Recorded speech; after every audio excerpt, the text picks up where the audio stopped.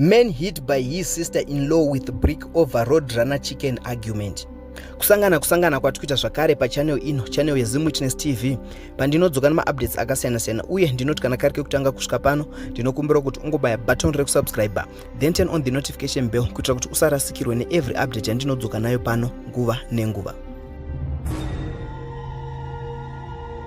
Ladies and gentlemen, nyaya yandadzoka nayo pano inyaya inoshamisa kwazvo iyo yakaitika kuMount Darwin, apo mumwe murume anonzi iye Didmus Kora akapona murofu mushure mekukuvara zvakanyanya aatakwa nesister-in-law yake nechidhina during a disagreement about Roadrunner chicken.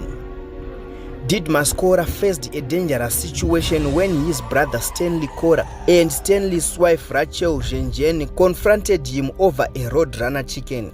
Nemusi wa 19 January 2025, Didmus anonzi akaenda kumba kwemukoma wake Stanley nemudzimai wake Rachel uko akanobvunza mukoma wake kuti sei vakatora huku yake iye asingazvizive.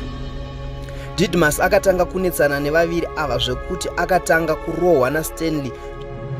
Mukunetsana uku, Rachel akazosvika iye pakutora chidhina ndokutema Didmus kumeso. Didmus ndokukuvara zvakaipisisa.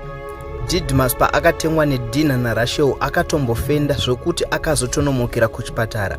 Nyaya iyi yakazopinda mumatare edzimhosva kubhindura apo Rachel akatongwa kugara mujeri for 3 years nemhosva yeattempted murder and Stanley murume wake akatongerwa 3 months dzekugara mujeri zvakare nemhosva yeassault.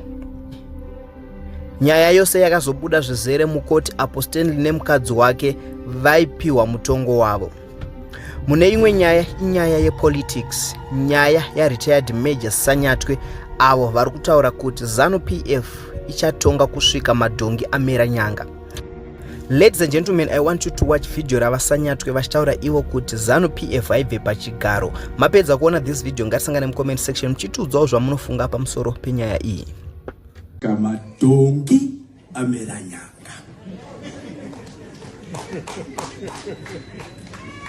Ndazvitaura izvozvo nekuti handisisi kumauto.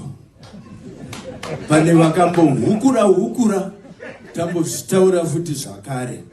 Ndiri kuzvidzokorora pamberi pekereke kuti uchida usingadi tichakutonga.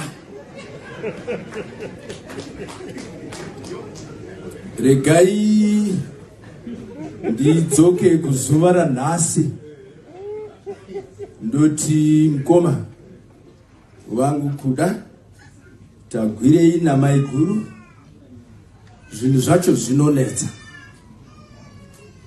Mukoma akamira anonditi mukoma, ini ndakudzokawo ndoti mukoma.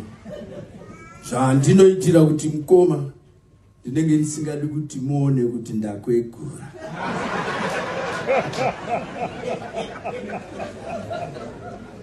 Ndakucherechedzai ngoma tagwirei pamberi.